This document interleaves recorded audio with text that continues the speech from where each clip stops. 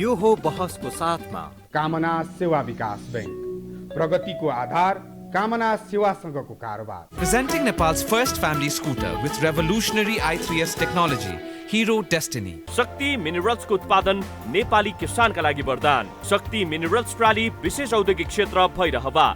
मङ्गल decor, गुर्जो मार्ग 4 खाल टिल्ली बजार काठमाडौँ।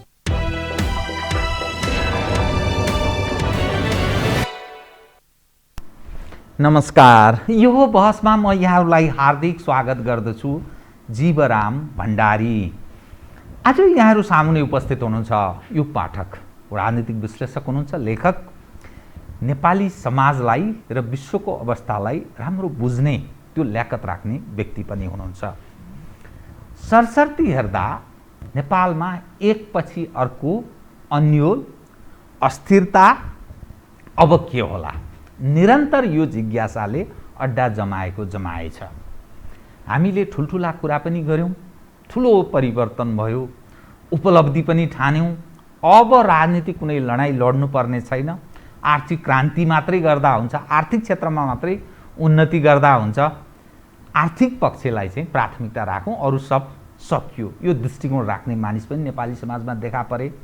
तर दिनानुदिन एकपछि अर्को अन्यलग्रस्त अवस्थाबाट नेपाली समाज गुज्रदैछ। मूलतः समस्या हो के, सर्जक को, यसको निकास के हुन सक्छ, समसामयिक विषयमा उठान गर्ने प्रयत्न गर्नेछु। सर्वप्रथम म उहाँलाई स्वागत गर्छु। स्वागत छ यहाँलाई। धन्यवाद। मैले अलिकति पृष्ठभूमिमा म कतातर्फ प्रवेश गर्न चाहेको छु, मैले अलिकति सङ्केत गरेँ। एकपछि अर्को समस्या बग्रेल्ती थपिँदै गएका छ। भएका संरचनाहरू, संवैधानिक संरचना, राज्यका अङ्ग प्रत्यङ्गहरू एकपछि अर्को, त्यसप्रति अनास्था, सामान्य जन तल्लो तहमा सामान्य राजनीतिको अलिअलि ज्ञान राख्ने मानिसले समेत बुझ्ने गरेर अन्यलग्रस्त अवस्थाबाट मुलुक गुज्रदैछ। यो जो उपलब्धि भन्छौँ, यत्रो ठुलो परिवर्तन भन्छौँ, नेपालीजनको दुःख कष्ट झन्झन थपिँदो छ, गरिब र धनी बीचको दूरी बढ्दैछ, राजनीतिक दलका अगुवाहरूको उचाइ कद घट्दै गएको छ।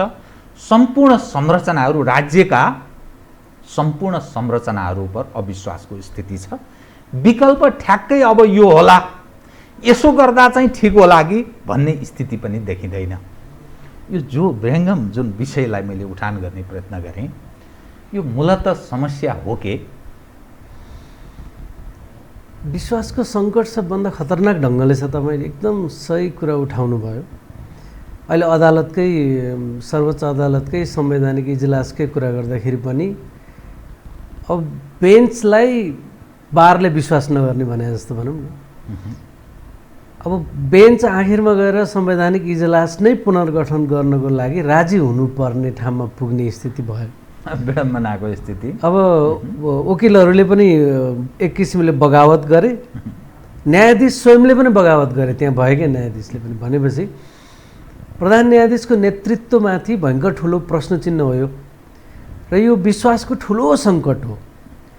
यो सङ्कटको जननी के हो त भनेर यो अहिलेको भर्खरको घटनाक्रमहरूलाई हेर्ने हो भने चाहिँ यो सङ्कटको जननी चाहिँ अघिल्लो वर्ष, ठ्याक्कै 1 वर्ष पुरा भयो, अघिल्लो वर्ष चाहिँ ल्याइएको दल फुटाउने अध्यादेश जो अचानक ल्याइएको थियो, र त्यहाँबाट प्रधानमन्त्री केपी ओली, जो आजको दिनमा मेरो नजरमा चाहिँ अवैधानिक प्रधानमन्त्री हुन्, प्रधानमन्त्री केपी ओलीले सुरु गरेको एक प्रकारको श्री 3 महाराज बन्ने राजनीतिको यात्रा, त्यसबाट निर्माण भएको। अब कुनै के चिजलाई विश्वास गर्ने त भन्दा राज्यको सबभन्दा मुख्य निकायको नेतृत्व गर्न बसेको मान्छेले जे पनि गर्दा हुन्छ भन्ने खालको परिस्थिति निर्माण गरिदिएपछि विधि, संविधान इत्यादि कुनै पनि कुरा मान्दिनँ भनेर स्वेच्छाचारी काम सुरु गरेपछि अन्त त्यसको अब रिपरकसन देखा पर्न थाल्यो नि त, होइन?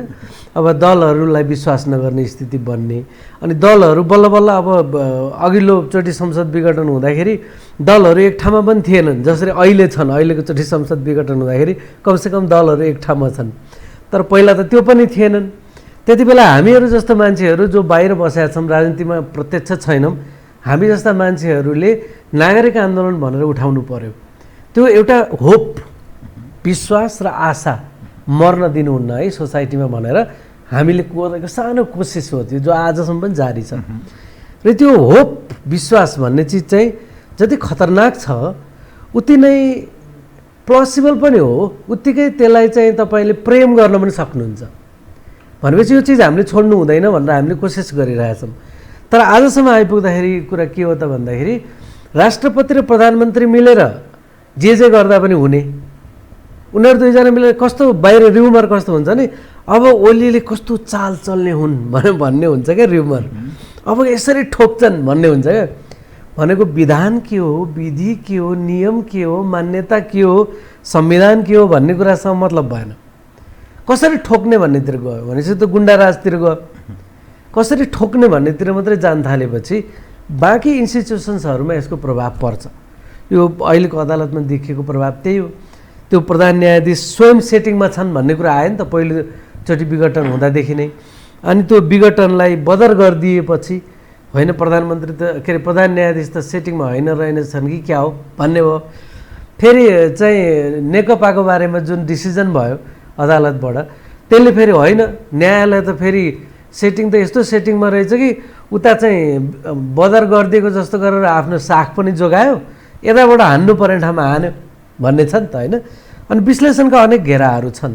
जस्तै अहिलेको समयको नेपालको राजनीतिमा र सधैँभरि नै तपाईँले ध्यानले हेर्नुभयो भने अन्तर्राष्ट्रिय शक्ति केन्द्रहरू त हुन्छन् नै, सधैँ हुन्छन्। त्यो त अब अमेरिकामा पनि हुन्छ, हाम्रोमा मात्रै त्यसलाई स्वाभाविक रूपमा लिँदा त्यो त अमेरिकामा पनि हुन्छ। अमेरिकामा पनि अमेरिकाको चुनावलाई भ्लादिमिर पुटिनले गरे भन्ने पनि आयो नि त। तर त्यो चाहिँ भइरहने खेलमै पर्छ। तर नेपालमा चाहिँ त्योभन्दा अलिक अस्वाभाविक कुरा के हो भने भारत सधैँ एउटा थर्ड पार्टी हो नेपालमा, सधैँभरि। बाँकी एउटा दुईवटा पार्टी होलान्, थर्ड पार्टी जहिले पनि भारत हो। दरबार हुँदाखेरि पनि दरबार र अपोजिसन फोर्स भयो, थर्ड पार्टी भारत। त्योभन्दा अगाडि पनि थर्ड पार्टी भारत। त्योभन्दा अगाडि राणाकालमा त सेकेन्ड पार्टीकै रूपमा चाहिँ ब्रिटिस उहरू थिए होइन। त्यसकारण नेपालमा भारत भन्ने चिजको जुन गतिविधि हुन्छ, जुन उसको भूमिका हुन्छ, त्यो भूमिकाको कारणले पनि एउटा अविश्वासको वातावरण कायम रहन्छ हाम्रोमा। भनेको खेल हाम्रो हातमा छ कि छैन त भन्दा मान्छेलाई लाग्ने भयो कि खेल त हाम्रो हातमा छैन, अर्थात् निर्णायक हैसियत नेपाली हामीसँग छैन राख्दैन भन्ने खालको मान्छेलाई लाग्ने भयो नि त। छ कि छैन त्यसको अब एनालिसिस गर्नुपर्ने हुन्छ होइन। तर मान्छेलाई त त्यो छ नि त। अनि राजनीतिक दलहरूभित्र पनि त्यो छ नि त। पहिलोचोटि संसद विघटन हुँदा देउबा डराइरहेको त्यसै होइन, उहाँ बोल्न कम अलिक डराउनु भएको थियो नि त होइन। चुनाव भए चुनाव ठिक भन्ने थियो नि त उहाँको त। अब अहिलेको चोटि पो हेर्दाखेरि चुनाव पनि क्षितिजमा देखिँदैन भनेपछि ओलीले त एकलौटी गर्न खोजेका रहेछन् कि भन्ने डर भयो अहिले आएर, नत्र अगाडि त त्यस्तो थिएन होइन। अनि अहिले आएर हेर्दाखेरि तपाईँको पहिलाको र अहिलेको यो दुईवटा विघटनको तुलना गर्दाखेरि पहिलेको चोटि चाहिँ ओलीले जबरजस्ती विघटन चाहिँ गरेका हुन्, तर गर्न त चुनाव गर्न खोज्या हो नि भने जस्तो पनि थियो। तर अहिले चाहिँ होइन रहेछ, ओलीले त यो विघटन मात्रै गर्न खोजेको होइन रहेछ, चुनाव त गर्छु भन्ने मात्रै हो। तर उनले चाहिँ यसै गरी संवैधानिक निकायहरू पनि क्याप्चर गर्दै जाने अनि राज्यको अरू निकायहरूसँग पनि आफ्नो मान्छेले भर्ने अनि त्यसो सम्पूर्ण राज्यको यन्त्रहरू कब्जा गर्ने, दुईजना मान्छेको सेटिङ मिलाउने। कस्तो देखियो भने के अरे ओलीको पक्षका मान्छेहरू भएको चाहिँ पोखरा गण्डकी प्रदेशमा पनि अनि उता लुम्बिनी प्रदेशमा पनि।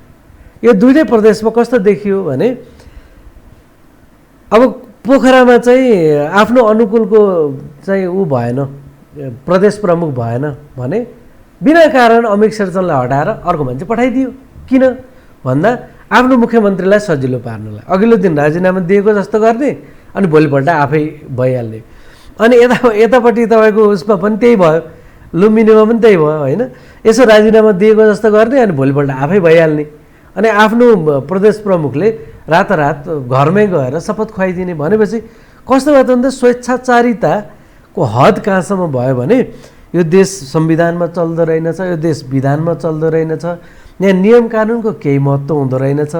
जसको हातमा शक्ति छ उसले जे गर्दा पनि हुँदो रहेछ भन्ने भयो नि त। त्यसो भएपछि त्यसले चाहिँ एउटा ग्रान्ड न्यारेटिभ अफ डिसबिलिफ क्रिएट गर्छ क्या। त्यसले मान्छेको बिचमा चाहिँ कुनै पनि कुराप्रति आस्था विश्वास भन्ने बाँकी रहँदैन।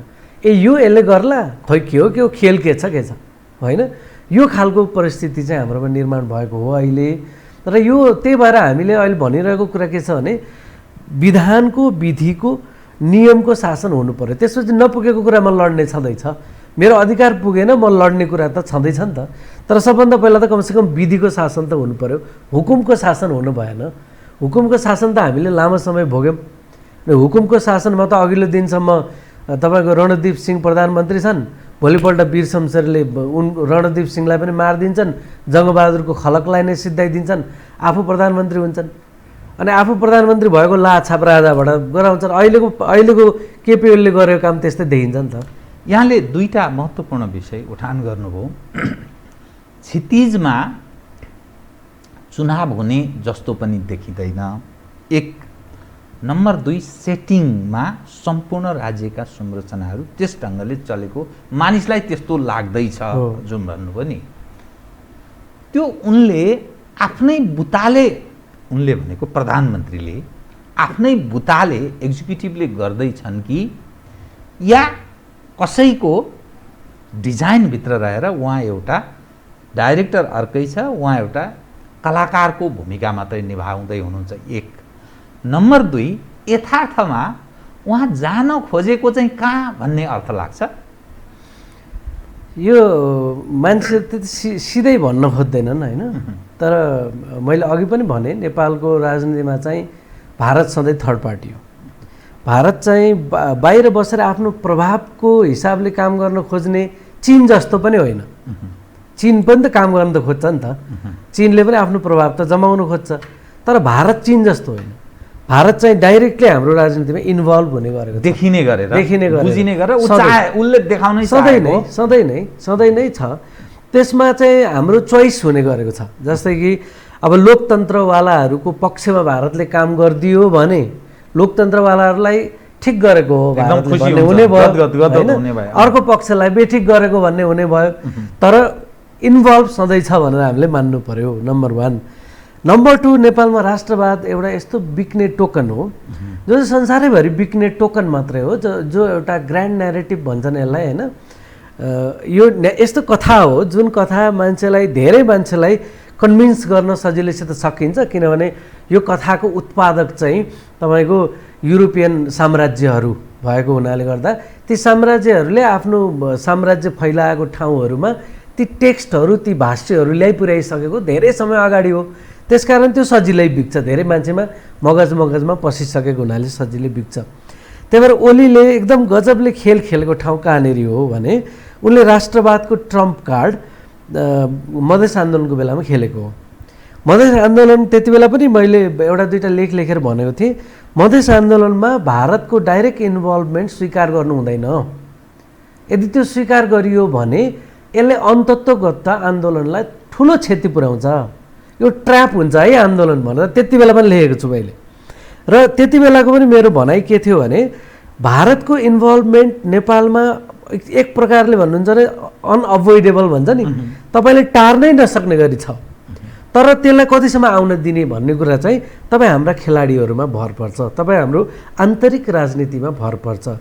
भारतसँग, चिनसँग अथवा अन्तर्राष्ट्रिय शक्तिहरूसँग कूटनीतिक हिसाबले व्यवहार गर्नुभयो भने त्यसको अर्को अर्थ लाग्ने भयो। योग्यतम नेतृत्व भयो भने अलग ढङ्गले कूटनीतिक ढङ्गले काम गर्न त परि नै हाल्छ। त्यसमा त तपाईँ संसारको कहीँबाट पनि अछुतो हुनुहुन्न। तर तपाईँले त्यसलाई आफ्नो डोमेस्टिक इन्टरनल पोलिटिक्समा जबरजस्ती ल्याउनु भयो, आफ्नो बेनिफिटको लागि, पेट्टी बेनिफिटको लागि ल्याउनु भयो भने चाहिँ घातक हुन्छ। यो घातक हुन्छ भन्ने कुरा मधेस आन्दोलनकारीहरूले त बुझे, त्यति बेला बुझेका हुन्। किनभने मधेसको आन्दोलनलाई, त्यत्रो ठुलो आन्दोलनलाई त्यही नाकाबन्दीको कारणले गर्दाखेरि ठुलो क्षति भयो।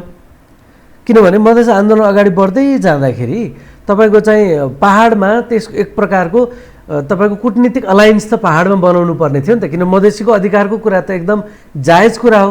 र त्यो जायज अधिकारको कुरामा सबै मान्छे बोल्नुपर्छ है भनेर पहाडमा पनि अलायन्स बनाउने कोसिस भइरहेको थियो। हामीहरू पनि त्यसमा लागिरहेको थियौँ। पहाडका मान्छेहरूको बिचमा पनि अलायन्स बनाउने, एक प्रकारको कन्सेन्ट निर्माण गर्ने र मधेसको आन्दोलनलाई सपोर्ट गर्ने र मधेसको आन्दोलनले उठाइरहेको संविधान जबरजस्ती फास्ट ट्र्याक भन्दै छलफलै नगरिकन मान्छेसँग होइन गाउँ गाउँमा गएर उठाएको भनिएको विचारहरू उठाएको थियो नि, त्यो उठाएको भनिएको विचारहरूलाई रद्दीको टोकरीमा फालिदिएर केही मान्छेले बसेर हतारसित जारी गर्ने चिज होइन। मान्छेको डिस्कन्टेन्ट छ भने डिस्कन्टेन्टलाई सम्बोधन गर्नुपर्छ भनिएको थियो नि त। त्यो सम्बोधन नगर्ने कोसिस यताबाट जारी थियो सिंहदरबारवालाहरूको भने त्यो कोसिसको काउन्टरमा मधेस आन्दोलन थियो भने मधेस आन्दोलन चाहिँ जनजाति आन्दोलन, दलित आन्दोलन, महिला आन्दोलन, थरुवाट आन्दोलन लगायत सबै प्रकारको सीमान्तकृत समुदायको आन्दोलनसँग मेल खाने आन्दोलन थियो। तर त्यो आन्दोलनलाई जब भारतको नाकाबन्दीको ट्र्यापमा त्यो आन्दोलन फस्यो त्यसपछि त्यसले आफ्नो उपलब्धि हासिल नगरिकन छिन्नभिन्न भयो। यो इतिहास हो नि त होइन, यसलाई त हामीले बुझ्न पर्ने हुन्छ। कहिलेकाहीँ इतिहासमा गर्दा गर्दै गर्न नसकिने हुन्छ, एक्टरहरू फेल खान्छन्, ठुल्ठुला फोर्सेसहरू दायाँ बायाँ भयो भने असफल भइन्छ, कहिलेकाहीँ ट्र्यापमा पनि फसिन्छ मानियो। तर एकचोटि ट्र्यापमा फसेपछि कुरा त बुझ्न पर्यो कि अब यसरी हुँदो रहेनछ, यसरी ट्र्यापमा फसिने रहेछ भनेर बुझ्न पर्यो। यसको लागि ग्रेटर अलायन्स चाहिन्छ है भनेर बुझ्न पर्यो नि त। तर त्यहाँनिर जसरी भारतले मधेस आन्दोलनलाई ट्र्यापमा फसाइदियो त्यही ठाउँबाट चाहिँ केपी ओलीले राष्ट्रवादको नारा लगाए। केपी ओलीले गरेको केही थिएन हेर्नुहोस्। हामी जस्ता मान्छेले साइकलमा हिँडेर त्यो नाकाबन्दी बेहोर्यौँ, धेरै मान्छेले घरमा काठका ठुटा ल्याएर भात पकाएर बेहोरे होइन, किसिम किसिमले मान्छेले बेहोरे। तर यहाँ एक किसिमको मान्छेहरूले कालो बजारी गरेर पैसा कमाए होइन, अनि एक किसिमको चाहिँ राजनीतिक धन्दा पनि त्यही कालो बजारी जस्तै गरी गरियो। त्यो भनेको राष्ट्रवादको धन्दा थियो। त्यो राष्ट्रवादको धन्दा गर्ने बेलामा के भन्यो भने भारतसँग खुब भिडेको छ भन्यो, भिडेको केही पनि थिएन, केही पनि भिडेको होइन। खास भिडेको जनताले हो, बेहोरेको भनौँ न, भिड्ने त के थियो र, बेहोरेको त हो होइन, बेहोरेको जनताले थियो। केपी ओली जस्ता मान्छेहरू त पेट्रोल हालेर हिँडेका थिए, उनीहरूले तपाईँको चाहिँ यहाँको कुटनीतिक निकायहरू र सरकारी च्यानलहरूको लागि त पठाइदिएको थियो नि त, उनीहरू त चढेर हिँडेका थिए त्यो गाडी। तर गफ चाहिँ गरे होइन, अनि त्यो गफ चाहिँ यति फेक थियो। त्यति बेला पनि मैले लेखेको छु यो राष्ट्रवादको गफ चाहिँ नेपालमा महेन्द्रले गरेको पनि फेक थियो, त्योभन्दा अगाडि गरिएको पनि फेक थियो। अराष्ट्रिय तत्त्व भनेर आफ्ना विरोधीहरूलाई मोहन शमशेरले त्रिभुवनलाई पनि भनेको कुरा हो होइन। त्यसकारण नेपालमा राष्ट्रवाद चाहिँ निरन्तर फेक कुरा, राजनीतिक खेती गर्ने र यहाँका मान्छेहरूलाई, त्यो अरूलाई होइन। जस्तै तपाईँले भारत विरुद्धमा कुरा गर्नु भने भारतसँग होइन, यहाँका मान्छेलाई उल्लु बनाउनलाई गरिने कुरा हो क्या राष्ट्रवादको कुरा।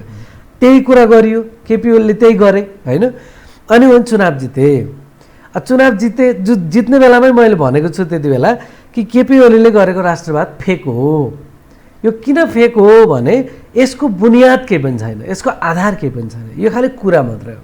यो भारतलाई यसो गाली गरिदियो भने यहाँका मान्छे खुसी हुन्छन् भनेर गरिएको कुरा हो। जबकि महाकाली सन्धि गर्ने नेतृत्वकारी भूमिका केपी ओलीको छ। महाकाली सन्धि पछिल्लो आधुनिक समयमा गरिएको सबैभन्दा खतरनाक सन्धि हो र त्यो महाकाली नदी नियन्त्रण गर्नको लागि इन्डियाले गरेको सन्धि हो। खासै बिजुली निकाल्न गराएन होइन, त्यो कुरा अहिले प्रमाणित पनि हुँदैछ होइन। भनेपछि त्यो सन्धि गराउनको लागि महत्त्वपूर्ण भूमिका खेल्ने मान्छेलाई राष्ट्रवादी भनेर पत्याउनुभन्दा अगाडि त्यो इतिहास सम्झिनुपर्छ है। किनभने नेपालमा राष्ट्रवाद चाहिँ टोकन गेम भएको छ भनेर हामीले भनिआएको कुरा थियो। अब चुच्चे नक्सासम्म कुरा आयो, हुँदै चुच्चे नक्सा आयो। चुच्चे नक्सा आउँदाखेरि सबै मान्छेले एप्रिसिएट गरेको, मैले मात्रै नगरेको कुरा हो त्यो। जस्तै त्यो भूमि यदि नेपालको हो भने नेपालले फिर्ता पाउनुपर्छ भन्नेमा मेरो केही छैन, पाउनुपर्छ। त्यहाँको जनताको कन्सेन्ट पनि लिनुपर्छ, त्यहाँको को मान्छे बस्छन्, तिनको भूमिका के छ, के हुन्थे, के गर्छन् त्यहाँ। किनभने यो चाहिँ जग्गाको लडाइँ होइन, मान्छे हो नि त त्यहाँको, तिनीहरूसँग कुरा गर्नुपर्छ भन्ने छ मेरो मत त्यसमा। तर यो मुद्दा टुङ्ग्याउनको लागि तपाईँले भारतसँग कुटनीतिक र तपाईँको ब्रिलियन्स, तपाईँको तर्क तथ्यको ब्रिलियन्स प्रयोग गरेर लड्ने लडाइँ हो यो। तपाईँ भारतसँग मिलिटरी फाइट त गर्नुहुन्न होला त्यति एक टुक्रा जमिनको लागि होइन। भनेपछि त्यो चुच्चे नक्सा बनाएर गर्न खोजिएको के थियो त भन्दाखेरि फेरि पनि भारतलाई होइन कि यहीँका मान्छेलाई उल्लु बनाउनको लागि गरिएको थियो। अब भारतले पनि एउटा राम्रो मौका हेऱ्यो क्या यतिपल्ट। यस बेला चाहिँ के हेऱ्यो भने ल्याएर नेपाली हो, तिमीहरूको सबभन्दा ठुलो राष्ट्रवादी आइकन ल्याएर कसरी मेरो औँलाले म नचाइदिन्छु। सुरु कहिले भयो भन्दा ठ्याक्क तपाईँको चाहिँ अघिल्लो लकडाउनको बेलामा पार्टी फुटाउने अध्यादेश लिएर आएर सुरु भयो। यहाँ दुईवटा इन्ट्रेस्ट मिल्यो। केपी ओलीको आफू अजम्मरी यो प्रधानमन्त्रीको कुर्सीभन्दा बाहिर बस्न नपरे हुन्थ्यो भने उनको अजम्मरी प्रधानमन्त्री हुन पाए हुन्थ्यो भन्ने एक मात्र हट र त्यो हटमा टेकेर तपाईँको आरएसएसदेखि भारतीय संस्थापनका प्लेयरहरूले खेल्ने मौका पायो। त्यो पनि तपाईँको केपी ओलीले भारतीय संस्थापन पक्षको चाहिँ समर्थन या सहयोग ओलीजीलाई छ भन्ने अहिले आधार त्यस्तो देखा पर्छ। एकदम क्लियर कट छ। यसपटक भारतीयहरूले के प्रयोजनका लागि हुन सक्छ? भारतीयहरूले यसपटक बिल्कुल कुरा गोप्य रूपमा खेलेकै छैन, खुलेर एकदम देखिने गरेर छ। उनीहरूले देखाउन चाहेका छन्। मैले भने देखाउन चाहेका छन् उनीहरूले, तिमीहरूको राष्ट्रवादी प्रधानमन्त्री, तिमीहरूको चाहिँ राष्ट्रवादको आइकन, तिमीहरू नेपालीहरू हेर म कसरी नचाउँछु भनेर देखाउन चाहेको। त्यही भएर गुप्तचर संस्थाको प्रमुख, रको प्रमुख, कुनै पनि रको सिआइएको प्रमुखहरू संसार हिँडिरहेको हुन्छन्। हेर्नुहोस्, थाहा हुँदैन। त्यो थाहा भयो भने र नै भएन नि, होइन गुप्तचरै भएन नि।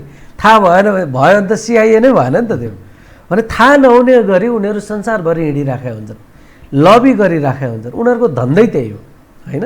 अझ पावरफुल देशका यस्ता गुप्तचर संस्थाका मान्छेहरूलाई त संसारभरि एक्सेस हुन्छ भने उनीहरू त हिँडिहाल्छन् नि, होइन। हिँडिराखेका हुन्छन् भने यसपटक गुप्तचरको प्रमुख, रको प्रमुख नेपाल आउँदाखेरि विशेष फ्लाइटबाट आएको कुरादेखि, एयरपोर्टमा ओर्लेकोदेखि, बालुवाटारमा गएको र राति प्रधानमन्त्रीसँग वार्ता गरेकोसम्म फोटोसहित कसले सार्वजनिक गरे त? उनीहरूले आफै गरेको हो।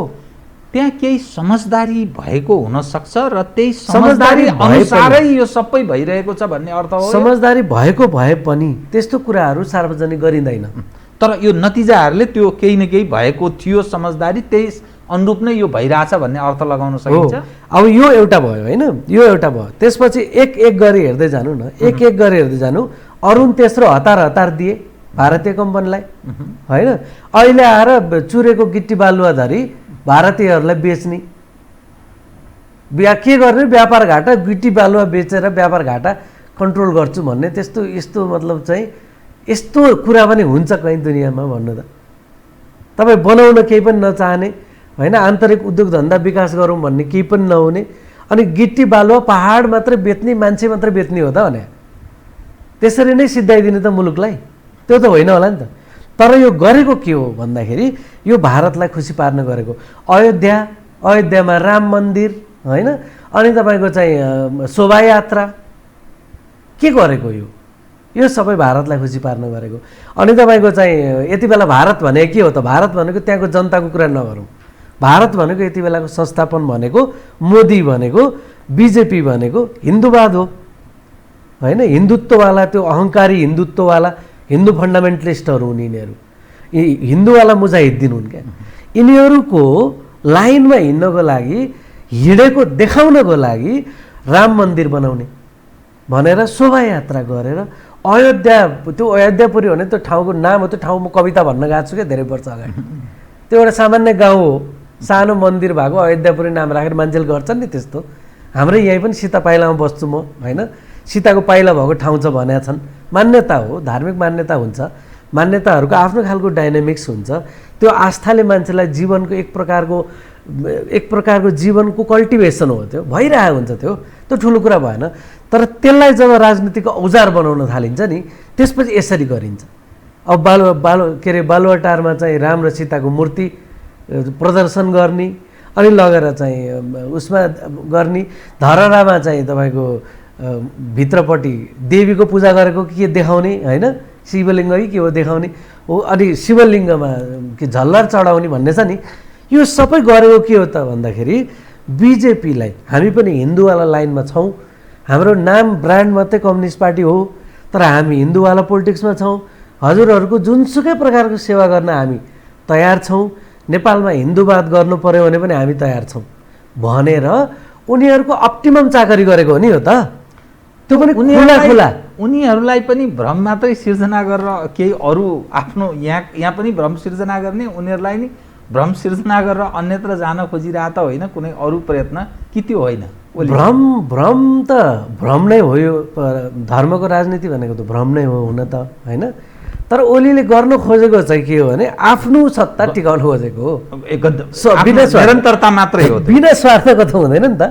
स्वार्थ त छ भने आफ्नो सत्ताको निरन्तरताको लागि त्यो गरेको। र त्यो ट्र्यापमा अहिले जसपाका एक थरी नेताहरू फस्नु भएको छ त, देखिने गरी फस्नु भएको छ नि। अब यहाँ भारतीय स्वार्थको पक्ष पोषण गर्ने भनेर मानिएको नेपालको आन्तरिक ताकत मध्येमा एउटा मधेस केन्द्रित भनिने पक्ष त्यो विभाजित भएको छ। नेपाली काङ्ग्रेसलाई पनि त्यस एङ्गलबाट मानिसले लामो समयदेखि हेर्दछन्। काङ्ग्रेस अलि डिफर गरेको जस्तो अर्थ लाग्छ यो घटनाक्रमसँगै हेर्दा। भलै 12 बुधे टाइपको एक खाले अलग स्थिति थियो, प्रचण्डजीहरूको उदय, अनि त्यस बेलाको शासक पक्ष र फेरिएको अहिलेको शासक पक्ष, यो समग्र हेर्दाखेरि मधेस केन्द्रित पनि विभाजित हुने, एमाले विभाजित हुने, ओली आफूलाई निरन्तरता दिन चाहने, निरन्तर अकण्टक भन्छ नि, गतिलो उत्तराधिकारी उनले प्राप्त गर्न नसकेको अवस्था र त्यही एमाले भनिने पार्टीभित्र फुट्यो अहिले फुट्यो, अर्को नामै दर्ता भइसक्यो भन्ने एउटा दृष्टिकोण, अर्को होइन फेरि सम्भव छ कि त्यो विचारवाद, आदर्श, सिद्धान्त यी चिज सब सकिसकेको छ, फेरि मिलेर जान सकियो भने त फेरि भोलि अवसर पाइन्छ कि भनेर जुन के हो को जुन स्थिति देखा पर्दछ नि, अनि काङ्ग्रेस प्रमुख प्रतिपक्ष ठानिएको त्यो आफै दङ छ। अब यो जान खोजेको के हो, गर्न खोजेको के हो, त्यो स्थितिमा प्रवेश गरेको काङ्ग्रेस। अनि समग्रमा एक खाले धारणा के बन्न थालेको देखिन्छ भने, अलि फ्रेङ्कली स्पिकिङ भन्दैछु म, यो नचल्ने रहेछ, गरी खाने पनि रहेनछन्। भोलि मानिलिनु चुनावै भयो भने पनि अब स्थिरता भन्ने चिज सिद्धियो, वर्तमानमै रहिरहँदा त झन् स्थिरता छैन, त्यसका नरहने रहेछ, अब नहुने रहेछ भन्ने बन्दै गएको जनमत। यो पृथक जुन तस्बिर देखिन्छ नि राजनीतिक, यो दृश्यको मैले कुरा गरेँ, यसलाई कसरी बुझ्ने बताउनुहोस् त? सबभन्दा पहिला स्थिरताको जुन भाष्य निर्माण गरियो नि त्यही गलत थियो। स्थिरता भनेको चाहिँ तपाईँको टेरिटरीभित्र भएको जनतालाई एउटा साझा विचार, साझा धारणा, साझा संस्थामा आबद्ध गर्न सक्नुभयो र त्यो इन्जिनलाई चलाउन सक्नुभयो भने त्यसबाट प्राप्त हुने स्थिरता बल्ल स्थिरता हो। र त्यो स्थिरता पनि एकदम पर्मानेन्ट हुँदैन, त्यसमा फेरि तपाईँले स्थिरताको निम्ति थप डाइनामिक्समा काम गरिराख्नुपर्ने हुन्छ। नयाँ नयाँ अन्तर्विरोधहरू आउँछन्, त्यसलाई फेरि समाधान गर्दै जानुपर्ने हुन्छ। हाम्रोमा स्थिरताको बारेमा जो कुरा गरियो त्यो चाहिँ स्थिरता भनेको सरकार नढल्नु मात्रै हो भन्ने अर्थमा कुरा गरियो। जस्तै नेपालमा स्थिरताको लागि जबरजस्त कोसिस पहिलो पटक भएको भनेको जनयुद्ध र जनआन्दोलन पछाडि जुन अन्तरिम संविधान बन्यो र त्यो अन्तरिम संविधानले नयाँ संविधान बनाउने कोसिस गरिरहेको थियो नि, राज्यको पुनर्संरचना गर्ने पहिलो पटक स्थिरता कोसिस त्यो भएको। कहाँ कुरा चुकेको छ भने स्थिरताको कोसिस चाहिँ आम जनताको बिचमा एउटा एक थरीको भाष्य अनुसार अर्को प्रकारको राष्ट्रिय एकता निर्माण गर्ने भन्ने थियो। जे भने पनि आम मान्छेलाई यो राज्यप्रति आस्था निर्माण हुन सक्ने गरिकन हिस्सेदार बनाउने भन्ने हो नि त। हिस्सेदार बनाइसकेपछि सबै मान्छे कम्पोनेन्टको रूपमा काम गर्ने इन्जिन चल्न थाल्छ। त्यसरी निर्माण गर्ने कुरालाई जब डिरेल गरियो र संविधान त्यस्तो अधकल्चो संविधान जारी गरियो, त्यहीँनिर समस्या भइसकेको थियो। तर के भनियो भने त्यहाँ एउटा प्रावधान त स्थिरताकै लागि राखिएकै हो, जस्तै संसदको विघटन यत्तिकै नहुने भनेर राखिएको छ नि, त्यो 1, 2, 3, 4, 5 पटकसम्म गर्ने भनेर राखेको छ नि। त्यो भनेको चाहिँ के हो भने पहिला बहुमत भए, बहुमतको नभएदेखि विभिन्न दलको बहुमतको त्यतिले पनि नभएदेखि के अरे ठुलो दलको त्यसले पनि नभयो भने सांसदकै पनि इन्डिभिजुअलको रूपमा सांसदहरूलाई पार्टीभन्दा बाहिर काउन्ट गरेर भए पनि सरकार चाहिँ दिइ छाड्ने त्यतिले पनि भएन भने बल्ल विघटन हुने भनेर पहिलाको अनुभवको आधारमा त्यो बनाएका हुन्। एउटा त्यो, अनि अर्को 2 वर्ष अगाडि अविश्वासको प्रस्ताव ल्याउन नपाइने लगायत जति बनाए नि स्थिरताको भनेर बनाइएको थियो। तर के कुरा बुझिएन भने नि स्थिरता भन्ने जिनिस तपाईँलाई चाहिएकै हो भने त्यो चाहिँ प्राविधिक कुरा होइन, त्यो विचारको कुरा हो, त्यो वैचारिक कुरा हो। प्राविधिक कानुनको लन्जो फन्जो मिलाएर त्यो कुरा पार लाग्दैन भन्ने कुरा सबभन्दा पहिलो कुरा बुझ्नु पर्थ्यो। जस्तै तपाईँको चाहिँ नेपाल छुवाछुत के अरे मुक्त राष्ट्र घोषणा त उहिले भयो नि त, तर भयो त जीवनमा त अस्ति भर्खर चाहिँ रुकुम हत्याकाण्ड पो भएको छ त भने तपाईँले लेखिदिएर अथवा 2-4वटा कानुनी प्रबन्ध गरिदिएको भरमा हुँदैन। यो विचारको लडाइँ हो। विचारको लडाइँको तोड नपारेसम्म बाँकी कुरा स्थिरता भन्ने हुँदैन। त्यसकारण अब 2/3 अथवा एकदम बलियो बहुमतको सरकार आयो भने स्थिरता हुन्छ भन्ने अर्को जुन भाष्य निर्माण गरियो र त्यो अनुसारको प्रबन्ध पनि गरियो र त्यो अनुसारको चुनावमा नारा लगाइयो होइन। गठबन्धन बनाए माओवादी र एमाले के भनियो भने हामी स्थिर सरकार दिन्छौँ, स्थिरता दिन्छौँ, विकास दिन्छौँ, समृद्धि दिन्छौँ भनेर भने। तर त्यो स्थिरताको कुरा पनि नक्कली हो, प्राविधिक हो, उनीहरूले भन्न खोजेकै पनि प्राविधिक हो र त्यसको विचारको धारा चाहिँ संविधान निर्माण गर्दा टुटिसकेको छ, त्यसलाई सच्याउँदै लैजाने भन्ने छैन। अब कुरा के चुनाव जित्ने भन्ने छ। चुनाव जित्नको लागि स्थिरताको नारा दिएको एउटा त्यो अति प्राविधिक भइसक्यो, ड्राई भइसक्यो त्यहीँनिर। अनि अर्को महत्त्वपूर्ण कुरा के हो त भन्दाखेरि त्यो स्थिरताको नारा दिने मान्छेहरूले भनिरहेको समृद्धि, तपाईँले अघि सुरुमा पनि भन्नुभएको थियो अब राजनीतिक मुद्दा सकियो, अब विकासको कुरा है भनेर जुन भनिएको थियो, त्यो विकास भनेको सबभन्दा ठुलो राजनीति हो भन्ने कुरा चाहिँ त्यहाँनेरि ब्रेक गर्न खोजियो र विकासलाई प्राविधिक कुरा भनेर मान्यो। हेर्नुहोस् है, स्थिरता जो वैचारिक कुरा हो त्यसलाई प्राविधिक रूपमा टुङ्ग्याउन खोजिएको छ, बनाउन खोजिएको छ। समृद्धि जो अति राजनीतिक कुरा हो त्यसलाई पनि प्राविधिक बनाउन खोजिएको छ। अनि कसरी हुन्छ त? हुँदैन नि त, त्यो त हुनै थिएन। त्यसकारण त्यो जुन स्थिरता भनिएको थियो त्यो छँदै थिएन भन्ने ठानौँ। त्यसकारण 3 वर्ष केपी ओली प्रधानमन्त्री भएर 2 वर्ष भनौँ 2 वर्षसम्म शान्तिपूर्वक प्रधानमन्त्री भएर केपी ओलीले केही पनि हासिल गर्न सकेनन्।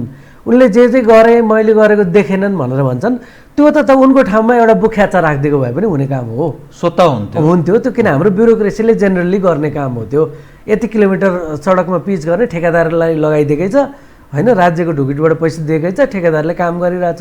त्योभन्दा बढी त तपाईँको सरकारी स्कुलहरू सबै बन्द हुँदै ध्वस्त हुँदै गएका छन्, कसैले काम गरिरहेछ र त्यसमा? अहिले स्वास्थ्यको संरचना हेर्नुहोस्, जनताको पहुँचभन्दा कति टाढा छ। तपाईँ हामी बिरामी भयौँ भने हामी अलिअलि हुने खाने भनिएको मान्छेलाई पनि उपचार गर्न नसकेर मर्ने अवस्था छ होइन। त्यसमा कसैले काम गरेका छैन नि त। कृषि जम्मै 53देखि 60% जमिन बाँझो छ, त्यसमा कसैले काम गरेर? कृषि त हाम्रो पुरै जीवनबाट कृषि नै सिद्धिसक्यो, त्यसमा कसैले काम गरेछ र छैन नि त। कुनै नयाँ उद्योग धन्दा केही गरेछ र छैन नि त। धारणा बनाउने यहाँ गर्ने उहाँ गर्ने यो त भइरहने काम हो। हेर्नुहोस्, यो त केपी ओलीको ठाउँमा बुख्याचा राख्दै पनि हुन्थ्यो, त्यो ठुलो कुरा भएन। यत्रो लामो समय हाम्रोमा ब्युरोक्रेसीले चलाइरहेको थियो नि त होइन। त्यो बिचमा तपाईँको जनप्रतिनिधिहरू थिएनन्। अहिले पहिलो कार्यकाल न हो जनप्रतिनिधि स्थानीय निकायमा भएको, त्योभन्दा अगाडि त तपाईँको 10-15 वर्ष चलायो नि ब्युरोक्रेसीले, चलाएकै थियो त। त्यसरी नै त चलिहाल्छ नि। त्यति बेला कति किलोमिटर लामो पिच भएको थियो भनेर हिसाब निकाल्यो भने त हाम्रा नेताभन्दा त ब्युरोक्राट गतिलो नेता बन्ने भयो नि त। त्यो एउटा इन्जिनमा चल्ने काम मात्रै भएको छ। त्योभन्दा बढी एउटा पनि न राजनीतिक हिसाबले, न वैचारिक हिसाबले, न प्राविधिक हिसाबले, कुनै पनि हिसाबले एउटा पनि गतिलो काम प्रधानमन्त्रीको 2 वर्षको स्थिर भनिएको कार्यकालमा भएको छैन।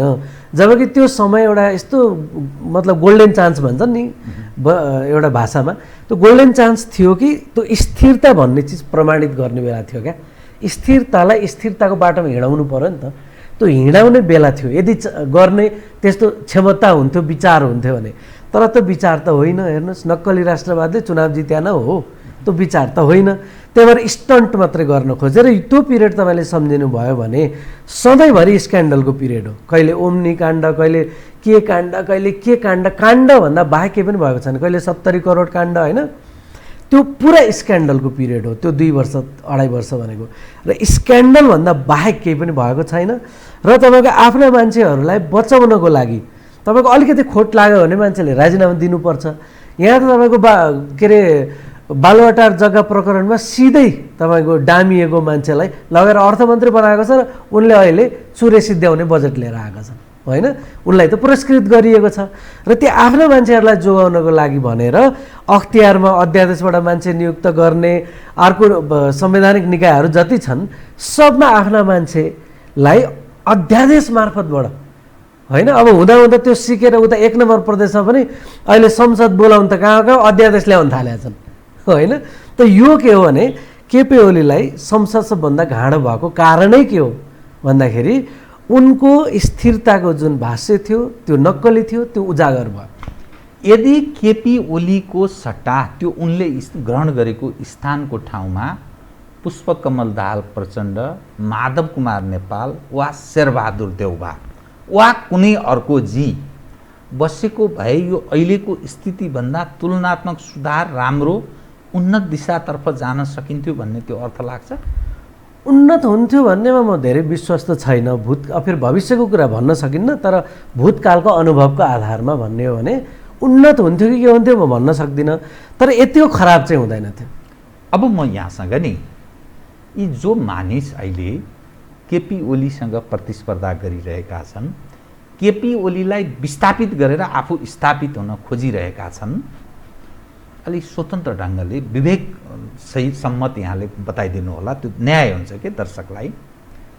अलरेडी टेस्टेड छन् फेलियर पनि देखा पर्दछ राजनीतिक दलको हिसाब गर्ने हो भने लामो समयदेखि यही दलहरू नेपालको राजनीतिमा मडारिरहेका छन् र निरन्तर धुस्नु बनाइरहेका छन् त्यो देखा परेको दृश्य लामो समयदेखिको अनि भोलि मानिलिनुहोस् प्रतिनिधि सभा पुनर्स्थापित भयो अनि त्यो पुनर्स्थापित भएको प्रतिनिधि सभाले जाजुलले मान के दिन्छ र जस्तो यहाँले भन्नुभयो नि नागरिक आन्दोलन र विश्वासको लागि आर्जनका लागि हामीले प्रयत्न गऱ्यौँ त्यो प्रतिनिधि सभा जसले हिजो पनि केही गर्यो भन्ने त्यस्तो अर्थ लाग्दैन पिपुल र नेसनको सवालमा नेसन बिल्डिङको सवाल उप अर्थात् समग्रमा नेपाली जनलाई विश्वास आर्जन गराउने सवालमा यो जनप्रतिनिधि पुनर्स्थापित भयो भने त्यसबाट नेपाली जनले प्राप्त गर्ने चाहिँ के त भन्ने एउटा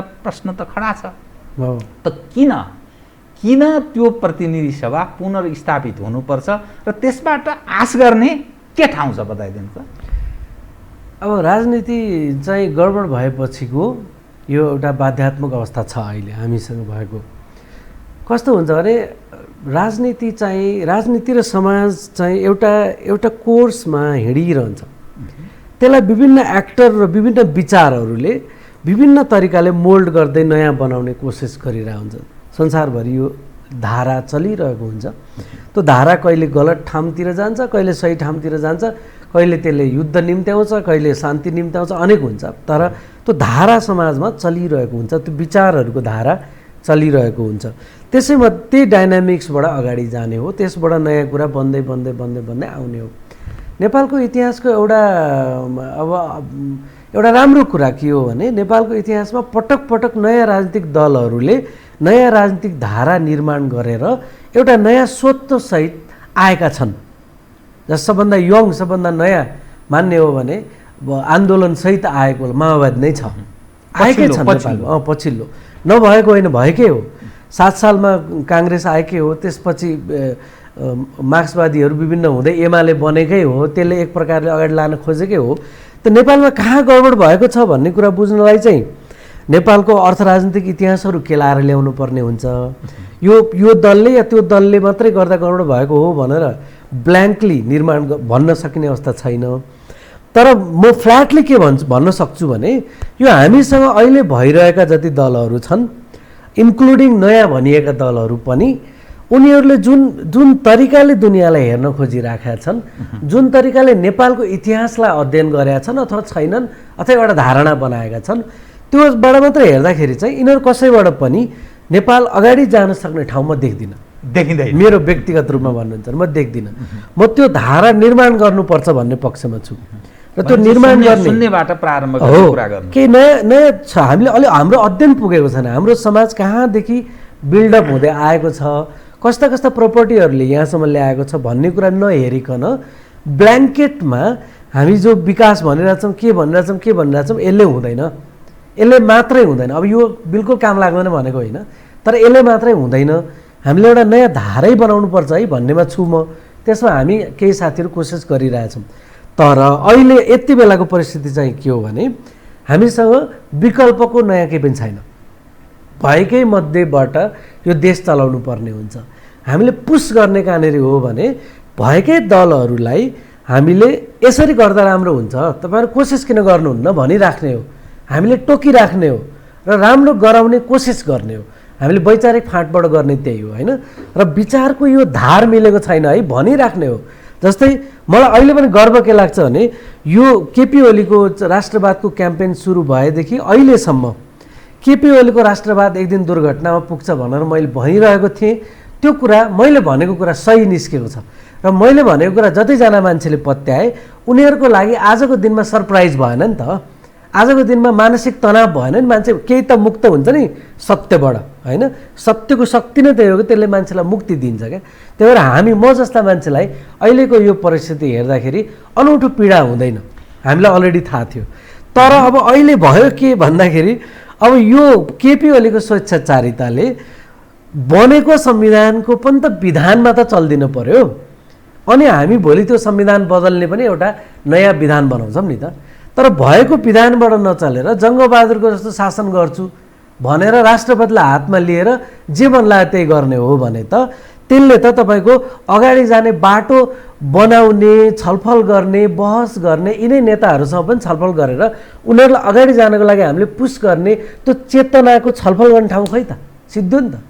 हामी केमा लडाइँ गर्ने भयौँ, को कहाँ पुग्ने भन्नेमा लडाइँ गर्ने भयौँ र त्यो लडाइँको हामी मुख दर्शक भएर बस्नुपर्ने भयो। त्यसकारण यो अब अहिले यति बेला चाहिँ मलाई यो संसद पुनर्स्थापना हुन्छ कि हुँदैन यो धेरै सरकारको विषय लागेको छैन। तर के चाहिँ हो भने विधानमा चाहिँ फर्किनुपर्छ। विधान अन्तर्गत चल्न खोज्नु पर्यो। विधान अन्तर्गत चलेपछि अनि प्रतिपक्षले उठाएको आवाजहरू सुन्नु पर्यो। अनि त्यो अनुसार गलत भएको छ भने सच्याउन तयार हुनु पर्यो। यो त म्युचुअल नेगोसिएसनमा चल्नु पर्यो नि त। स्वेच्छाचारी ढङ्गले मलाई मन लाग्यो, म विघटनको अस्तिको तपाईँको हेर्नुहोस् त अघिल्लो दिन चाहिँ तपाईँको म के अरे उल्लिन्न अरे विश्वासको मत माग्दिनँ, अल्पमतको सरकारको प्रधानमन्त्री बनेको छ, विश्वासको मत माग्दिनँ, राष्ट्रपतिलाई डाइरेक्ट राजीनामा पनि छैन, केही पनि छैन, प्रधानमन्त्रीको सिट खाली भएको छैन, ल मैले बाटो फुकाइदिएँ अर्को प्रधानमन्त्री इलेक्ट गर भनेर पठाइदिने। त्यो के हो त? अनि त्यसलाई राष्ट्रपतिले सदर गरिदिने, अनि फेरि 24 घन्टा टाइम नदिकन सूचना निकाल्ने, अनि त्यो सूचनामा चाहिँ दौडेर विपक्षी आउने अनुमानै नगरेको हुनाले आइहाल्यो भनेपछि आफै गएर फेरि ठोस्ने, अनि दुइटै भ्यालिड भएन भनेर राष्ट्रपतिले ब्ल्याङ्केटमा साइड लगाइदिएर आखिरी मैले विघटन गर्न खोजेको थिएँ, मेरो दुश्मन यो संसद हो, जसरी पनि विघटन गर्छु भन्ने भयो नि त। यो त विधि भएन नि त। विधिको शासन भएन, कानुनी राजको जो कल्पना गरिन्छ। म कार्यक्रमको ठिक अन्त्यमा आएँ, दुई विषय एकैचोटि मैले यहाँलाई उठान गरेँ, समय त्यति भएन। कथम किन भने जे पनि हुनसक्छ नेपालमा। केपी शर्मा ओलीले हात धुनु पर्यो। आफू विस्थापित हुने स्थिति भयो भने नेकपा एमालेको भविष्य र ओलीजीको राजनीतिक भविष्य के हुन्छ, एक।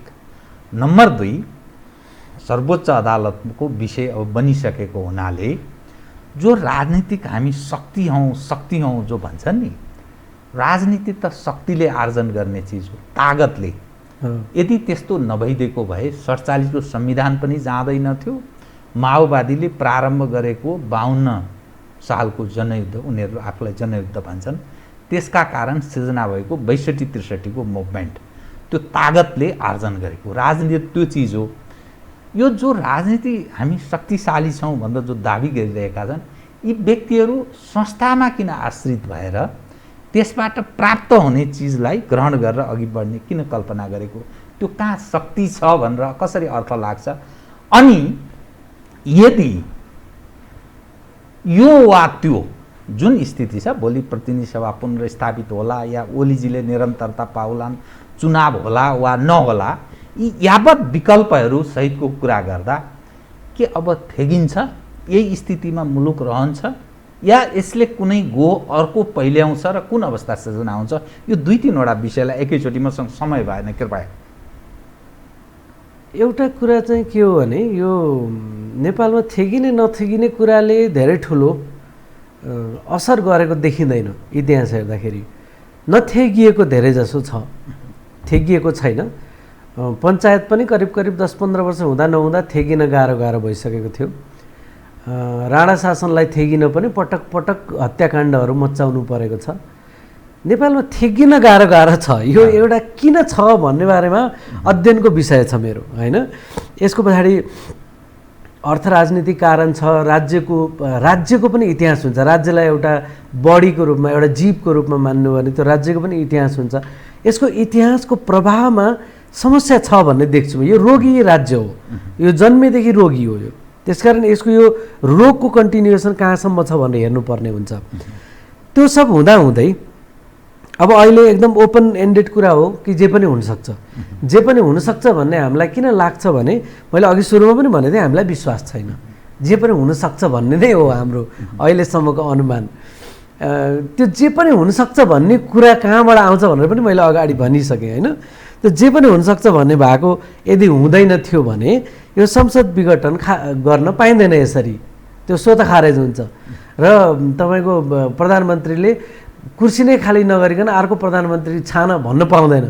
र 5 नम्बर अनुसार यदि प्रधानमन्त्री छान्ने हो भने कोही पनि व्यक्तिले विश्वासको मत लिनको लागि कोसिस गर्न सक्छ, एकजना सांसदले, र त्यसमा हरेक सांसदले इन्डिभिजुअली सपोर्ट गर्न सक्छ। त्यसो हुँदैन थियो भने अगाडि दलको धाराले भइहाल्थ्यो नि, होइन? भएको हुनाले गर्दाखेरि यदि संविधान मान्ने हो भने त यो स्वतः खारेज भइसक्यो। यो त हुँदैन, होइन? यो त हामीले भनेका छौँ यसलाई। यो त जबरजस्ती शक्ति हत्याउने खेल मात्रै हो। तर अब हामीलाई लाग्छ कि जे पनि हुनसक्छ। त्यसकारण जे पनि हुनसक्छ भन्ने हिसाबले हेर्दाखेरि पनि के चिज चाहिँ मेच्योर्ड हुँदै जान्छ। जस्तै ओलीको राजनीति चाहिँ त्यो जालझेलको राजनीति जुन छ, जालझेल, फ्रड, होइन, झुटो फटाइ गर्ने जुन राजनीति छ, त्यो राजनीति त्यो पुरानो समय एउटा थियो। मान्छेको चाहिँ औँठा समातेर ल्याप्चे लगाइदिने र उसको घरखेत आफ्नो बनाउने, त्यसै गर्न खोजेको ओलीले। त्यो चाहिँ आउटडेटेड मेथड हो। त्यो आउटडेटेड मेथड भएको हुनाले गर्दाखेरि ओलीको राजनीति अब लगभग सकिने लाइनमा हो। र भारतले पनि त्यतिन्जेल ओलीलाई बोक्छ जतिन्जेल उनले अनेक जालझेल गरेर कुर्सी बचाउन सक्छन्। कुर्सी बचाउन नसकेको दिन भारतले सर्लकै छोडिदिनेवाला छ ओलीलाई। किनभने भारतले ओलीलाई त्यो गरेको भनेको नेपाली जनतालाई सबक दिन खोजिरहेको छ उसले, यहाँको संस्थापनले। र उसको चाहिँ हिन्दूवाला राजनीति ओली मार्फतबाट बलियो बनाउन खोजिरहेको छ उसले। त्यसकारण त्यसका अरू फ्याक्टरहरू पनि छ। नेपालमा अरूलाई पनि हिन्दूवादी राजनीतिमा उसले ल्याउन खोजिरहेको छ। काङ्ग्रेसभित्र पनि त्यो खेल खेलिरहेको छ, अरू पार्टीभित्र पनि, राप्रपाभित्र पनि खेलिरहेको छ, होइन? त्यसकारण भारतको त्यो खेलमा ओली अहिले एकदम गुड मोहरा हुन् भने उसले गर्ने भयो। तर ओलीको राजनीति चाहिँ अब सकियो। ओली अब योभन्दा माथि उठ्ने ठाउँ छैन। किनभने ओलीले गर्न खोजेको सबै जालझेल, सबै नक्कली अङ्गुठाको छाप एक्सपोज भयो। अब उसले गर्न सक्ने केही पनि छैन। त्यसकारण त्यो एमाले भन्ने जिनिस चाहिँ अब सबल रहन सक्दैन। त्यो अब फुट्यो। किनभने ओलीले आफ्नो अहङ्कारका निम्ति त्यसलाई सिद्ध्याए। अब किनभने उनको अहङ्कार महत्त्वपूर्ण कुरा भयो, पार्टी महत्त्वपूर्ण कुरा भएन, उनले सिद्ध्याइदिए। त्यसकारण अब अन्ततोगत यो फुट्छ नि। एमाले यो फुटेन भने पनि यो यस्तो भोलाटाइल हुन्छ कि भित्र दुईटा धार अब यस्तो शत्रुतापूर्ण भइसक्यो नि त। त्यो दुईटा धारले एक्लै अर्कालाई सिद्ध्याउने खेल हुने हो। जति मन माझौँ भन्दाखेरि पनि 2-4 दिनमा त्यो माझिँदैन, त्यसले दशक लिएला, होइन? त्यसकारण त्यो ठाउँमा ओलीले पुर्याइदिएको हुनाले त्यो अब हुनसक्ने अवस्था, त्यो एमाले फेरि तङ्ग्रिएर पहिलाको जस्तो हुनसक्ने अवस्था। यसैमा मैले जोडेँ पुष्पकमल दाहाल प्रचण्डजीको राजनीतिक उचाइ, त्यो विगतको म 52देखि 62-63सम्मको उहाँको त्यो कद म सम्झिरहेको छु र अहिलेको स्थिति, अनि मधेस केन्द्रित दलहरू बिचको विभाजन, यसले पार्ने इम्प्याक्ट चाहिँ के त? अब समग्रमा हेर्दा राजनीतिक दलका जो अगुवा र राजनीतिक दलहरूको प्रतिको अविश्वास, जुन यहाँले विश्वासको कुरा गर्नु, जुन अविश्वास छ नेपाली जनमा, यसले त झन् पार्टीहरू भुरे टाकुरे हुने, अनि एउटा जो कल्पना फेरि पनि त्यो स्थिरतासँग नजोडिने विषय बन्न सक्छ, तर स्थिर सरकार भयो भने केही न केही त हुन्छ भन्ने जो कल्पना गरिन्छ नि, यो त टाढाको विषय हो नि, क्षितिजमा जाने हो नि, टाढाकै विषय भइसक्यो। अब टाढाकै विषय किन भइसक्यो भने एउटा ओलीलाई प्रयोग गरिनुको एउटा महत्त्वपूर्ण यो चाहिँ भू राजनीतिक कारण चाहिँ के हो भने ओली र प्रचण्ड मिलेपछि ठुलो नेकपा भयो, शक्तिशाली भयो, यसले 10-15 वर्ष खान्छ भन्ने भयो एउटा। र उनीहरू नेपालका राजनीतिक दलहरूले कुटनीति जान्दैनन्। हेर्नुहोस्, कुटनीति नजान्ने हुनाले र त्यो दबेको मानसिकता भएको हुनाले गर्दाखेरि के गरिदियो भने तपाईँको नेकपाको केन्द्रीय समितिमा चाहिँ चीनका चाहिँ पोलिट ब्युरो आएर प्रशिक्षण दिने, एक्सपोज हुन्छ त्यस्तो कुरा त होइन। त्यो पचाउन पनि गाह्रो हो, गाह्रै कुरा हो त्यो, गाह्रै कुरा हो त्यो, गर्नु हुँदैन त्यस्तो काम होइन। यदि तपाईँले फ्रेन्डली रिलेसन हो भने फ्रेन्डली के अरे लेक्चरको लागि इन्भाइट गर्न सक्नुहुन्छ, तर केन्द्रीय समितिलाई प्रशिक्षण दिलाउन सक्नुहुन्न। त्यो भनेको त्यो राम्रो जेस्टर होइन क्या, त्यो भू राजनीतिक हिसाबले त्यो जानिएन, त्यो नजानेको कुरा भयो। त्यसकारण त्यसले पनि भारतलाई एउटा के स्थिति आइपरेको थियो भने एकदम ठुलो भूमिका त्यही हो। भू राजनीतिक रूपमा हेर्नुहुन्छ भने चाहिँ भारतलाई नेकपा नफुटाइकन नहुने भयो, नेकपालाई चकनाचुर नपारे त चीनतिर लिएर गयो भन्ने भयो नि त। उनीहरूकोमा कत्रो जबरजस्त भाष्य छ त्यो। अनि मलाई त्यहाँ जति पनि साथीहरू छन्, विद्वानहरू छन् होइन, कतिजनासँग कुरा हुन्छ मेरो, तिमीहरूले त चीनतिर गयो भए नेपाल भन्छ, चीनतिर जाने कि भारततिर जाने भन्ने त के छ र हाम्रोमा होइन, यहाँ त केही पनि छैन। तर उनीहरूले हेर्दा चीनतिर लगिसक्यो, किनभने नेकपाको केन्द्रीय समितिको उसमा आएर चिनियाहरूले प्रशिक्षण दिइरहेछन् भनेपछि त स्रोत त देखिन्छ नि त त्यो हो। यो कुराले चाहिँ भारतलाई नेकपा नफुटाइ नहुने अवस्था, भारतको संस्थापनलाई नेकपा नफुटाइ नहुने भयो। त्यही खेल अहिले चलिरहेछ, त्यसकै पटाक्षेप भइरह्यो होइन। र त्यसको लागि के गर्नुपर्ने गरिरहेछन्। अब जहाँसम्म जसपाको कुरा छ नि, एउटा कुरा चाहिँ के ख्याल राख्नुपर्छ भने शक्तिको खेलमा किसिम किसिमको यस्तो खेलहरू, किसिम किसिमको समीकरणहरू बन्ने, कोही सिद्धिने कोही जन्मिने, यो अनेक भइरहन्छ, स्वाभाविक हो यो। तर ह्युमन बिङ्स, मानव समाजमा चाहिँ के हुन्छ भने विचार भन्ने एउटा चिज हुन्छ जसको धागोले शक्तिहरू निर्माण गर्ने, शक्तिहरूको विनाश गर्ने सबै काम गर्छ। त्यो विचारको धागो हुन्छ। त्यो विचारको धागो तपाईँको मार्क्सवाद, लोकतन्त्रले धानेन भने ऊ हिन्दूवाद पनि आउँछ, मुस्लिमवाद पनि आउँछ, ऊ अमेरिकामा क्रिस्चियन इभान्जेलिक क्रिस्चियन पनि आउँछ। तर विचार हो नि त, जे भए पनि जस्तो भए पनि एउटा विचारको धारो हो क्या त्यो। त्यो खराब विचार होस् या सही विचार होस् मतलब भएन, तर त्यो विचारको धारोले काम गर्छ। यहाँनिर जस्तै जसपा फुट्ने अवस्थामा किन पुग्यो त? जस्तै नेकपा फुट्नु अस्वाभाविक भएन त्यहाँ, किनभने केपी ओलीलाई नै सिङ्गै खडा गर्न सफल भएपछि त तपाईँको बिचको मुसल हल्लाएपछि त टुटफुट भइहाल्छ नि त्यो, त्यो स्वाभाविक भयो, त्यो अनौठो कुरा भएन। तर जसपा किन फुट्नु परेको त? जसपा फुट्नु पर्ने त कुनै कारण देखिँदैन होइन। अनि जसपाको मध्येको ठुलो फ्याक्सन त मधेसका दलहरू हुन्, जो चाहिँ मधेस आन्दोलनबाट निर्माण भएर आएका हुन्। र मधेस आन्दोलनको एक्सपिरियन्सले पटक के बताएको छ भने, खास गरिकन नाकाबन्दीको बेलाको अनुभवले के बताएको छ भने पोलिटिक्समा ट्याक्टिक्स हुन्छ हेर्नुहोस्, तर ट्याक्टिक्स नै पोलिटिक्स चाहिँ होइन। त्यसकारण तपाईँले ट्याक्टिकल गेम गर्ने बेलामा तपाईँको सबै थोकै त्यही हो भनेर गर्नुभयो भने तपाईँ सिद्धिने चान्स धेरै हुन्छ। तर रणनीतिभित्र ट्याक्टिक्स गर्नुभयो भने चाहिँ तपाईँको रणनीति जोगिन्छ। ट्याक्टिक्समा फेल हुनुभयो भने, कुनै एउटा ब्याटलमा फेल हुनुभयो भने विथड्र हुनुहुन्छ, वार त बाँकी रहन्छ नि त। अनि त्यहाँनिर गएर जसरी माओवादी चुकेको थियो पछिल्लो 10-15 वर्षमा, त्यहीँनिर गएर महन्त ठाकुर र राजेन्द्र महतो पनि चुकेका छन्। आज कि कहाँ समस्या थियो त माओवादीको भन्दाखेरि, माओवादी चाहिँ यहाँ काठमाडौँ खाल्डोभित्रको ट्याक्टिकल पोलिटिक्समा उल्झेको भयो। उसले के गरेन भन्दा उसको रणनीतिक गेम के हो त भन्दाखेरि, रणनीतिक गेमलाई समाजवाद त पछिको कुरा होला अरे, तर खास गरिकन उसले उठाएर लिएर आएको मुद्दा भनेको सीमान्तकृत समुदायको मुद्दा, दलितको मुद्दा, महिलाको मुद्दा, किसानको मुद्दा, मजदुरको मुद्दा हो नि त। त्यो मुद्दालाई कसरी बलियो बनाउने र त्यो मुद्दासँग भएका मान्छेहरूलाई कसरी पार्टीमा जोड्ने भन्ने कुरालाई बिर्सेर यहाँ सिंहदरबारको वरिपरिको ट्याक्टिकल गेममा घुम्न थालेपछि के भयो? माओवादी यहाँ पुग्यो नि त। त्यति मात्रै भएन, माओवादीको जुन स्वत्व थियो नि, त्यो स्वत्व भनेको त जनयुद्ध गरेर आएको केही नयाँ गर्ने, त्यो स्वत्व पनि घुम्दै अरू जस्तै भयो नि त। त्यस्तै गरेर अहिले राजेन्द्र महतो र चाहिँ ठाकुरजी उहाँहरू अहिले कुको भागीदार हुन जानुभयो। अब यो त गोरेबहादुर खप्पाङ्गी राजासँग जनजातिको अधिकार माग्न गए जस्तो कुरा भयो नि त, सम्भव छैन होइन। कुको भागीदार भएर त्यो पनि केपी ओलीको जो चाहिँ लामो समयदेखि यी सबै मुद्दाको विरुद्धमा खडा गरिएका पात्र हुन्, नेपाललाई स्थिरताको नारा दिएर अस्थिरतामा लैजाने मुख्य मुसल नै उनलाई निर्माण गरिएको छ यो पछिल्लो 10 वर्षमा।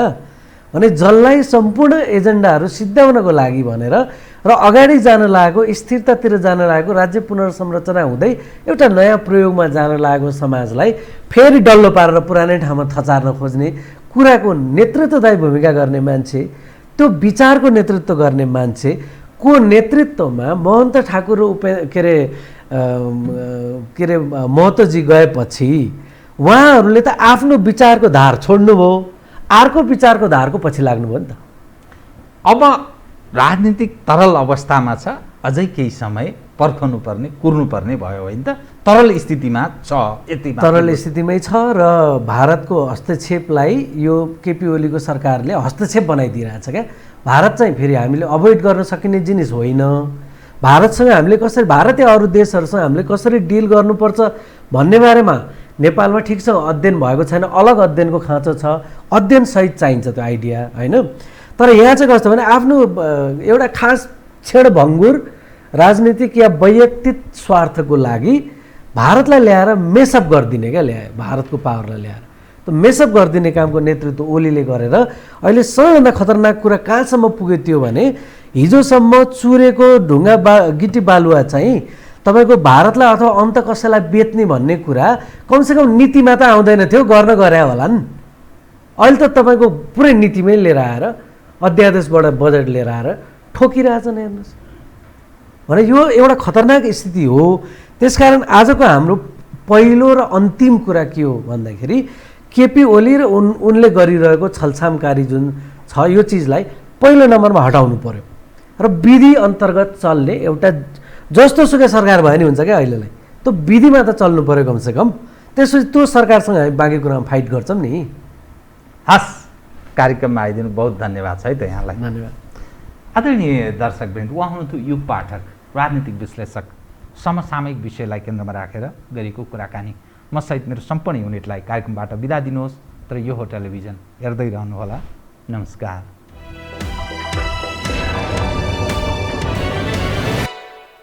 यो हो बहसको साथमा कामना सेवा विकास बैंक, प्रगतिको आधार कामना सेवासँगको कारोबार। Presenting Nepal's first family scooter with revolutionary i3s technology, Hero Destiny. शक्ति मिनरल्सको उत्पादन नेपाली किसानका लागि वरदान। शक्ति मिनरल्स प्रणाली विशेष औद्योगिक क्षेत्र भैरहवा। मङ्गल डेकोर, गुर्जुमार्ग 4 खाल दिल्ली बजार काठमाडौँ।